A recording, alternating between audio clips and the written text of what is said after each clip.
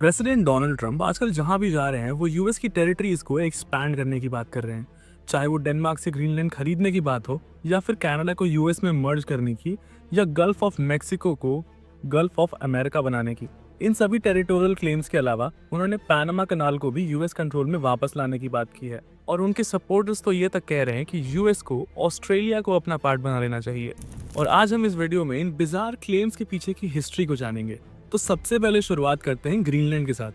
US ने सबसे पहली बार ग्रीनलैंड को खरीदने की इच्छा दर्शाई थी 1867 में, जब विलियम सीवर्ड, वही इंसान जिसने रशिया से अलास्का की डील की थी, वो 1867 में आइसलैंड और ग्रीनलैंड को भी यूएस का पार्ट बनाना चाहते थे।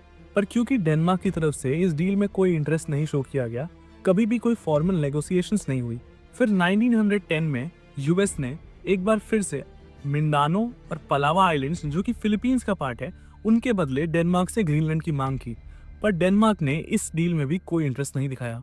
फिर जब दूसरा विश्व युद्ध शुरू हुआ और नाजी जर्मनी ने डेनमार्क को इन्वेड कर दिया, तब ग्रीनलैंड को यूएस ने ऑक्यूपाई कर लिया, क्योंकि उन्हें डर था कि कहीं एक्सेस पावर्स ग्रीनलैंड पर कब्जा करके यूएस मेनलैंड को टारगेट ना करें। फिर जब वॉर खत्म हुई, तब तक यूएस को ग्रीनलैंड की स्ट्रेटेजिक इंपॉर्टेंस की वैल्यू समझ आ चुकी थी। इसलिए US president Harry S Truman ने 1946 में डेनमार्क के सामने एक डील रखी कि वो ग्रीनलैंड को $100 मिलियन के बदले यूएस को सौंप दे। पर डेनिश गवर्नमेंट ने इस डील में भी कोई इंटरेस्ट नहीं शो किया। पर क्योंकि उस वक्त यूएस एक काफी स्ट्रॉन्ग पोजीशन में था, डेनमार्क ने यूएस के साथ एक डील साइन की।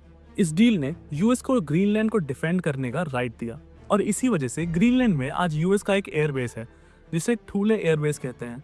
ग्रीनलैंड के बाद दूसरा नंबर आता है कनाडा का। डोनाल्ड ट्रंप ने हाल फिलहाल में ही अपने एक ट्वीट में कैनेडियंस को एक ओपन ऑफर दिया है यूएस का 51st स्टेट बनने का, जिसके बदले में कनाडा को काफी टैक्स कंसेशंस और रशिया और चाइना से प्रोटेक्शन दी जाएगी। ऑल्दो ट्रंप यहाँ पर एक पीसफुल इंटीग्रेशन की बात कर रहे हैं, बट उन्होंने ये भी कहा है कि वो कैनेडियन गवर्नमेंट पे प्रेशर बिल्ड करने के लिए कनाडा पर इकोनॉमिक सैंक्शंस लगा सकते हैं। ऑल्दो इस सिनेरियो में कोई मिलिट्री इंटरवेंशन हाईली अनलाइकली है, पर ऐसा नहीं है कि यूएस के पास कनाडा को इन्वेड करने का प्लान नहीं है। यूएस ने कनाडा को इन्वेड करने का प्लान वर्ल्ड वॉर 2 से भी पहले रेडी कर लिया था, जिसे वॉर प्लान रेड के नाम से जाना जाता है। वॉर प्लान रेड एक सीक्रेट अमेरिकन मिलिट्री स्ट्रैटेजी थी जो 1930s में बनाई गई थी। इसका मेन ऑब्जेक्टिव था कनाडा को इन्वेड कर ब्रिटिश एम्पायर को कनाडा से कट ऑफ करना, क्योंकि उस वक्त के अमेरिकन मिलिट्री एक्सपर्ट्स का ये मानना था कि अगर अमेरिका और ब्रिटेन के बीच कोई वॉर होती है तो ब्रिटेन कनाडा का यूज करेगा एज अ स्टेजिंग पॉइंट, और इसी वजह से वॉर प्लान रेड में कनाडा को 3 फ्रंट से इन्वेड करने की बात की गई है। पर इस प्लान की दिक्कत यह है कि ये एक्चुअली में ब्रिटिश एम्पायर से लड़ने के लिए बनाया गया था और आज की सिचुएशन थोड़ी अलग है। उस वक्त कनाडा को इन्वेड करने का मतलब था ब्रिटिश एम्पायर से पंगा लेना, पर आज के दिन कनाडा को इन्वेड करने का मतलब है कनाडा के नेटो एलाइज जैसे कि यूके और फ्रांस और यूएस के राइवल्स जैसे कि रशिया, चाइना और इंडिया, इन सब से एक साथ पंगा लेना। और इन सब देशों के पास न्यूक्लियर वेपन्स हैं, तो इसलिए डोनाल्ड ट्रंप चाहे जितने भी इम्पल्सिव हो, वो ये डिसीजन तो कभी नहीं लेंगे और मोस्ट प्रोबेबली यूएस कनाडा पे प्रेशर इकोनॉमिक सैंक्शंस के थ्रू ही बनाएगा। अब आ जाते हैं पनामा के ऊपर।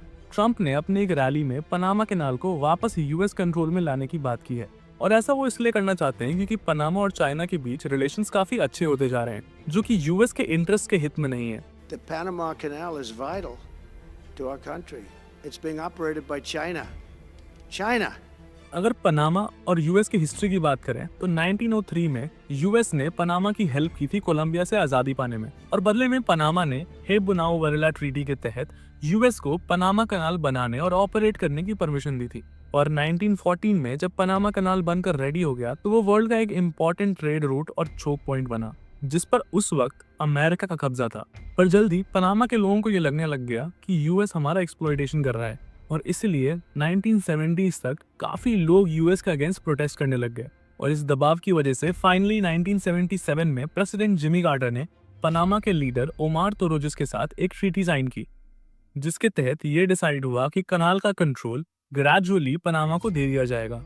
और यूएस ने ऐसा ही किया और फाइनली 31 दिसंबर 1999 को पनामा ने कनाल का पूरा कंट्रोल ले लिया। पर आज जब पनामा यूएस के राइवल चाइना के साथ काफी क्लोज हो गया है, तो शायद ये बात ट्रंप और यूएस को काफी इनसिक्योर कर रही है, और इसीलिए वो पनामा कनाल का कंट्रोल वापस लेना चाहते हैं। अब अगर मेक्सिको की बात करें तो ट्रंप का ये मानना है कि मैक्सिकन सरकार गल्फ ऑफ मेक्सिको को कंट्रोल करने में असक्षम है, और पूरा का पूरा गल्फ ऑफ मेक्सिको जो है वो इस वक्त ड्रग कार्टल्स के कंट्रोल में है। इसलिए ट्रम्प चाहते हैं कि वो एक मिलिट्री इंटरवेंशन करें गल्फ ऑफ मेक्सिको वाले रीजन में और उसे यूएस में अब्सॉर्ब करके उसका नाम चेंज कर दे गल्फ ऑफ मेक्सिको से गल्फ ऑफ अमेरिका। और इस बात का मेक्सिकन गवर्नमेंट ने काफी विरोध किया है। ऑल्दो पनामा और मेक्सिको दोनों ही नेटो जैसी किसी पावरफुल ट्रीटी का हिस्सा नहीं है, पर इन दोनों देशों की सरकारों ने ट्रम्प के इस प्लान का काफी विरोध किया है। और अगर ट्रम्प इन एरियाज को फोर्सफुली मिलिट्री इंटरवेंशन के थ्रू यूएस में अब्सॉर्ब करने की कोशिश करते हैं तो उन्हें पूरी इंटरनेशनल कम्युनिटी से काफी रेजिस्टेंस देखने को मिल सकता है। अब इससे पहले कि हम ट्रम्प के इन क्लेम्स के पीछे की वजह जाने कि आखिर वो इन क्लेम्स को अब क्यों प्रेस कर रहे हैं, मेरी आपसे रिक्वेस्ट है कि अगर आप हिस्ट्री और जियोपॉलिटिक्स में इंटरेस्टेड है तो एक बार हमारा चैनल चेकआउट करें और अगर आपको पसंद आए तो हमें ज़रूर सब्सक्राइब करें। तो अब सवाल ये है कि ट्रम्प और यूएस के लिए आखिर इन टेरिटरीज का सिग्निफिकेंस क्या है। तो सबसे पहले अगर हम ग्रीनलैंड की बात करें तो ग्रीनलैंड स्ट्रैटेजिकली यूएस के लिए काफ़ी इंपॉर्टेंट है और ट्रम्प ने इस बात को काफ़ी बार अपनी स्पीचेस में मेंशन भी किया है। यूएस ग्रीनलैंड के थ्रू आर्कटिक वाटर्स को मॉनिटर कर सकता है और रशिया और चाइना के इन्फ्लुएंस को काउंटर कर सकता है। इसके अलावा यूएस पनामा कनाल को इसलिए ऑक्यूपाई करना चाहता है क्योंकि ये दुनिया के सबसे इंपॉर्टेंट शिपिंग चोक पॉइंट्स में से एक है जो कि अटलांटिक और पैसिफिक ओशन को जोड़ता है। अगर अमेरिका इस कनाल पर वापस से कंट्रोल पा ले तो वो अपने चाइनीज राइवल्स को परेशान कर सकता है और अपने मिलिट्री और इकोनॉमिक प्रेजेंस को और भी स्ट्रेंथन कर सकता है। ऑल्दो यूएस को इस बात का डर भी होगा कि जिस तेजी से पनामा और चाइना के रिलेशंस इंप्रूव हो रहे हैं कहीं ऐसा ना हो कि आगे चलकर पनामा कनाल पर चाइनीज कंट्रोल काफी ज्यादा हो जाए। और अब फाइनली आते हैं कनाडा के ऊपर। तो ट्रम्प के ट्वीट से यह बात काफी एविडेंटली पता चलती है और ऐसा मेरा मानना है कि ट्रम्प शायद कनाडा को अब एक पैरासाइट की तरह देखते हैं जो यूएस से बेनिफिट्स लेता तो है बट बदले में यूएस को कुछ खास देता नहीं है। और शायद इसीलिए ट्रम्प चाहते हैं कि कनाडा को यूएस इंटीग्रेट कर ले ताकि कनाडा वो सारे बेनिफिट्स एंजॉय करे जो वो आज कर रहा है, बट साथ ही साथ यूएस को फॉर्मली ज्वाइन कर ले। तो आखिर में मैं इस वीडियो को कंक्लूड करते हुए ये बोलना चाहूँगा कि डोनाल्ड ट्रम्प का जो सेकेंड टर्म होने वाला है वो जियोपॉलिटिकली काफ़ी इंटरेस्टिंग होने वाला है। काफ़ी सारी नई डेवलपमेंट्स हमें देखने को मिलने वाली है और अगर आप उन सब डेवलपमेंट्स के बारे में जानते रहना चाहते हैं और अगर आप इस टॉपिक के ऊपर एक व्हाट इफ वीडियो देखना चाहते हैं तो प्लीज़ इस वीडियो को लाइक करें और कमेंट सेक्शन में अपने आइडियाज़ ज़रूर से ड्रॉप करें। और अगर आप लोग भी हिस्ट्री और जियोपॉलिटिक्स में इंटरेस्ट रखते हैं तो हमारे डिस्कॉर्ड सर्वर को ज्वाइन करना मत भूलिएगा। मिलते हैं अगली वीडियो में, तब तक के लिए बाय बाय।